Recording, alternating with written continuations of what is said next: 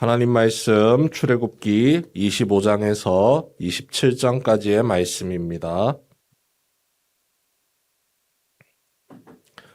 제가 가진 성경으로 구약 119면에 위치한 출애굽기 25장에서 27장까지의 말씀입니다. 우리가 어제 이웃사랑의 율법에 대한 말씀을 살펴보았습니다. 오늘은 하나님 사랑에 해당하는 율법의 말씀으로서 하나님의 임재 상징인 성막, 성소를 제작하는 내용으로 채워져 있습니다.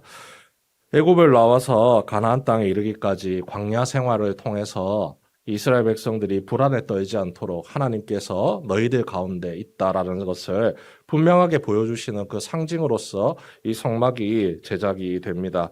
하나님의 마음, 그 이스라엘 백성들을 향한 하나님의 마음이 담겨 있는 특별한 성막의 제작이죠. 이런 성막을 만드는 데 있어서 가장 중요한 게 뭘까요? 참 많은 물건들이 나왔습니다.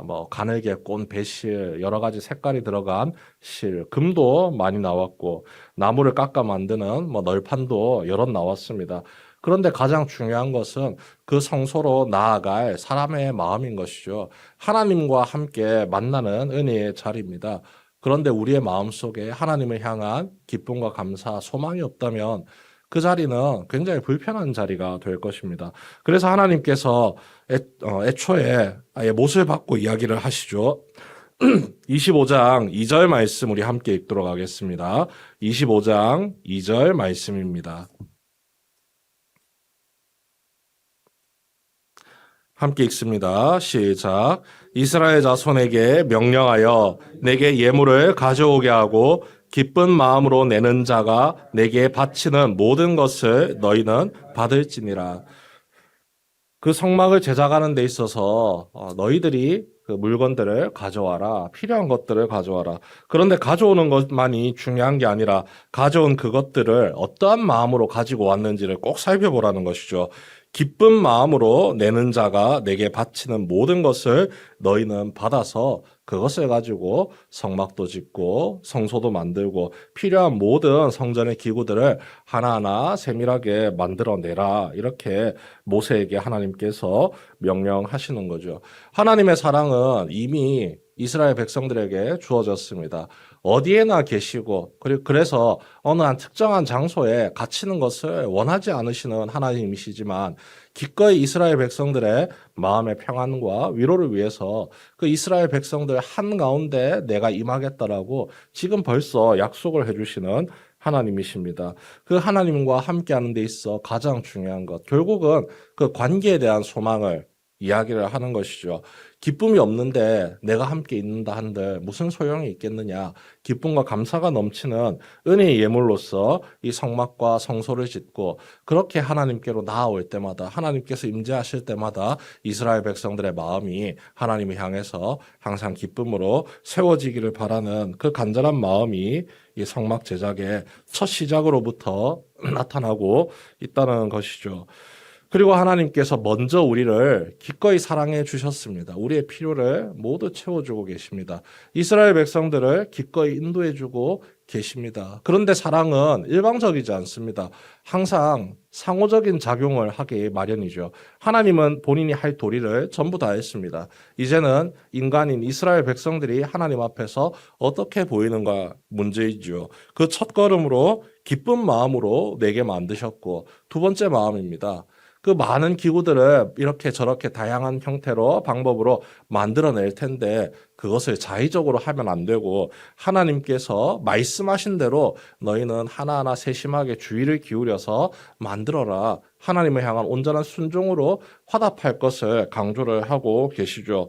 우리 25장 9절 말씀도 함께 읽겠습니다. 25장 9절입니다. 시작. 무릇 내가 내게 보이는 모양대로 장막을 짓고 기구들도 그 모양을 따라 지을지니라. 우리는 성경책을 통해서 이거는 이렇게 저건 저렇게 지어야 한다라고 눈으로 볼 수가 있으니까 이렇게 하면 되겠구나 생각하지만 이 모세가 이스라엘 백성들을 이끌고 나왔을 당시에는 이 기록물이 전혀 없습니다. 그것은 훨씬 더 이후에 기록된 내용들입니다.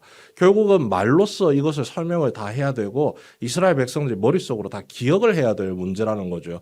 그런데 25장부터 27장까지 한두 가지 문제가 아닙니다. 너무나도 많은 것들을 하나님께서 일일이 이렇게 해라 저렇게 해라 말씀하셨다는 거죠. 이 말인즉슨 우리가 정말로 하나님께 관심을 가지고 있으면 하나님이 말씀하신 그 내용들을 잊지 않고 꼼꼼하게 기억해서 그 뜻대로 살아가기를 소망해야지 가능하다는 겁니다. 조금이라도 방심하는 순간 하나님의 말씀이 무엇이었는지 금세 잊어버리게 되고 그 잊어버린 가운데서 하나님이 명령하신 것을 불순종할 수밖에 없게 되기 때문에 그것들을 꼼꼼히 기억하고 잊지 않도록 날마다 되새기고 그렇게 하나님과의 관계의 소중함을 끊임없이 떠올리면서 이 모든 작업에 나서게 되는 것이죠. 온전한 순종, 하나님께서 우리에게 간절히 원하시는 사랑의 표현 방법입니다. 그것이 때로는 귀찮고, 때로는 번잡스럽고, 때로는 이것이 맞나 싶을 정도로 의심이 들지만 하나님께서 그렇게 말씀하셨기 때문에 내가 의심하지 않고 이런저런 토달지 않고 온전히 순종하겠습니다. 그 마음 하나만을 보시고 주님께서 이스라엘 백성들과 함께 하시고 또 오늘 살아가는 우리와도 함께 하신다는 것입니다. 이미 우리를 향한 하나님의 사랑과 은혜는 충만하게 넘치도록 베풀어져 있습니다. 그것을 온전히 누릴 수 있는 방편, 하나님을 향한 온전한 순종 하나밖에 없음을 오늘 주신 말씀을 통해서 기억하시고 그 말씀 붙들며 주님 오늘도 나를 인도하여 주옵소서. 오늘 내게 허락하신 그리고 앞으로 내게 허락하실 주님의 은혜와 사랑에서 내가 떠나지 않게 하여 주옵소서. 간구하며 기도하는 이 아침 시간 되시길 주님의 이름으로 축원합니다.